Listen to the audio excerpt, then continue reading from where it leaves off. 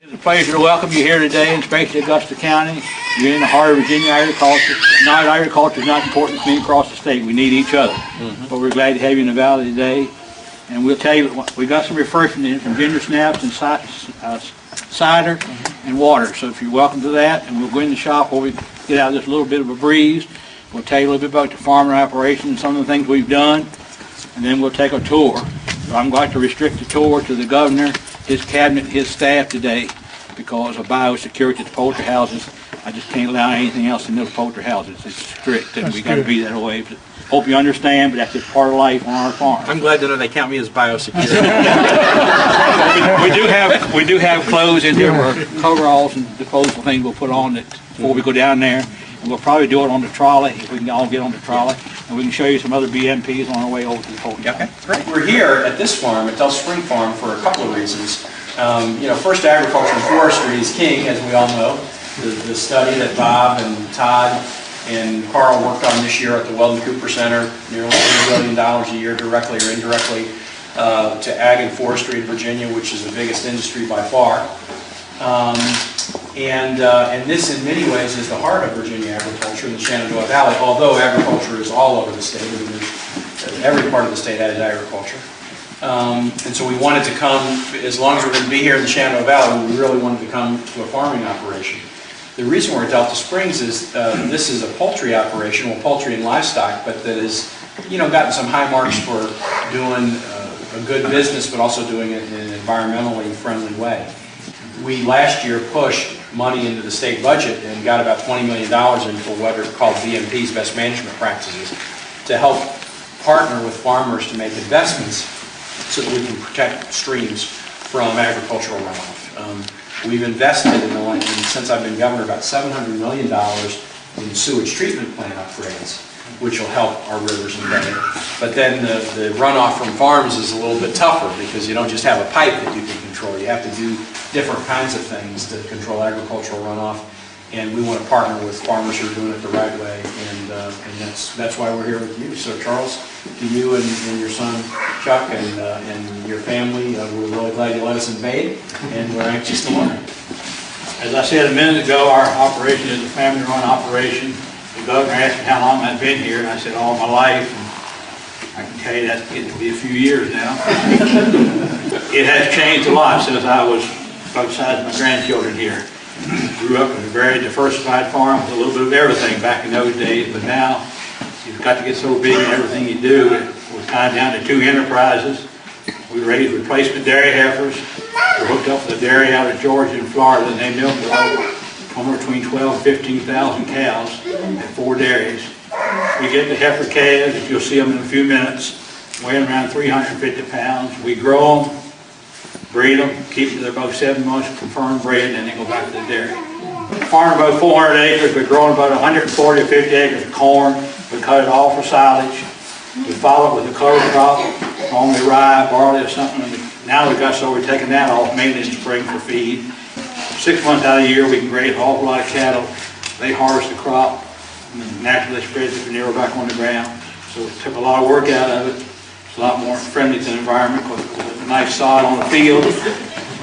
The water runs off that ground. It's a lot cleaner than it was if we had all this ground tilled up.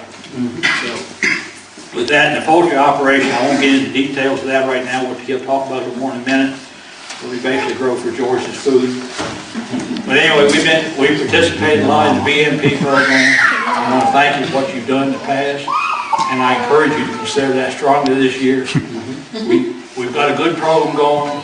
The districts are in place. I've been a member of Headwaters for 20 years. Unfortunately, I've been chairman for 16 years. My staff's here somewhere, but they won't fire me, but the pay is so good, you know how well we get paid. But I enjoy the work. It's been an excellent program. There's a lot of work to be done yet, as you know. This is a program that Charles knows we put $20 million in the budget for 09, but nothing in the budget for 2010. And so that's one of the issues we'll be wrestling with in the budget is can we find some money to make sure that there's money in 2010 to continue this program because it really is important. Well, we appreciate that and hope you can. It's kind of embarrassing you get farmers going and then the money dries up and they come in. It takes some of them several years to get convinced that they want to do this, or they see you do it on your farm. Well, I'd like to do that next year. and they come in, all of a sudden their funds are dried up. It's kind of embarrassing to us, embarrassing to the farmers, because, then they lose faith in you. So we hope we can keep it kind of consistent somehow. I know it's not going to be easy, but anyone have any questions? Yeah, I have a question for Mr. Horn. Charles, can you just add, I think sometimes when people hear about the conservation programs that the state pays for, they think the state pays for it all, and there's considerable out-of-pocket expense for farmers. Can you talk about what kind of money you have to put out for some of these practices? Yeah, the BMP program, it's a 25-75% match, and there is a cap on that. It varies on some of the programs. I'm not sure, but $50,000 or $70,000 on certain manure storage systems. Some of these facilities get costing up to $100,000 or $150,000 now just for a storage system to store manure or animal waste. So the farmer has a need to invest in these programs. They do have a lifespan on them all, or a lot of them are 10 years or so forth. They are spot checked every year. The computer through DCR randomly picks so many that we got to go check.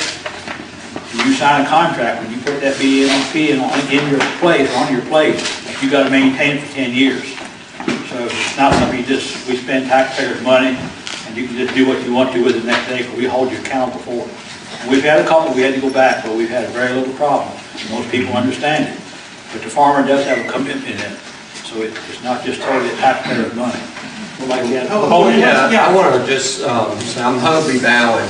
I'm president of Virginia Poultry Federation, and on behalf of the entire poultry industry, which is Virginia's largest agricultural sector, we want to just thank you and let you know how delighted we are that you would show so much interest to come out here. We want to thank you for your support on the BMP funding for last year. And I look forward, through this coalition that we've built with the environmental community to working for a stable source of funding that Charles mentioned. But thank Charles because he does a great job, and we've got a lot of good farmers like him here in the valley as well. So thank you for your interest. Absolutely. Absolutely. All right, let's do it. We got the gear right over here.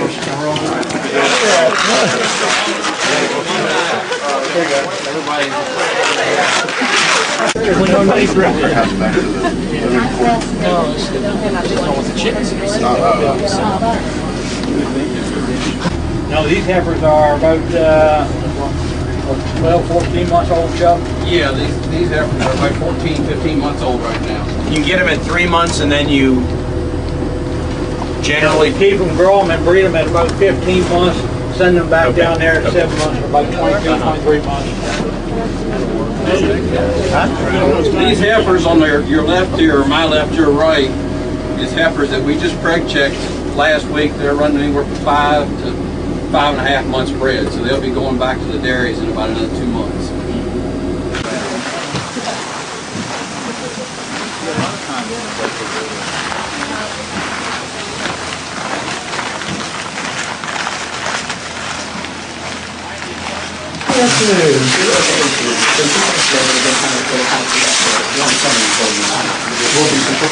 This house was built in 1987, originally as a turkey house. And back then, in fact, I don't even have any down. We had old dial thermostats that were accurate to within 3 or 4 degrees if you were lucky to control things. And over the years, technology has changed to now these computers. Each of the houses are set up the same. These two computers control this end. That computer controls that end. And then all 6 barns are linked into this computer, where I can track all the temperatures, and it's accurate, measures in 1/10 of a degree. Your regular 100 watt incandescent bulbs was pulling 22.5 amps. Same number of those bulbs was pulling 2.5 amps. Wow. So that has cut our light bill. They figure the payout, these bulbs are $8 a piece. But payout was in 2.5 blocks. It's just a savings in electricity. We'll start the birds, it'll be full bright. We'll have all the lights on, but after a week, we dim the lights down. Right now they're running 50%. The reason that's done, everybody knows how chicken likes to run. Well, if we let them just be full daylight, we couldn't get the gains. They'd just be in there running like crazy. In fact, when we go in a second, I'll have the lights on, you'll see what they do. So that's one of the reasons for dimming them down. It keeps them calm, keeps them relaxed, and it improves our gain. And if you'll notice, it'll feel kind of humid to us, but chicken loves that. They're a tropical bird by nature, so they love it kind of humid. We don't want it to extreme, but just a little humid. We're uncomfortable, but they're happy. And that's what our job is, to keep them happy. Animal welfare is critical. Everyone thinks there's a conflict between animal welfare, but if you don't treat these animals good, they're not going to grow very well. So we basically have this, I mean, it's really not a conflict at all. I mean, we need to focus a lot on animal welfare to make sure these birds are healthy and, like Chuck said, 97.5% livability is pretty darn good. And I can assure you that no medicine, nothing goes into these chickens. It's all natural. I mean, corn and soybeans, I don't know what you get more natural than corn and soybeans and minerals, so we don't use medication, just don't get it. Right. They were all running around.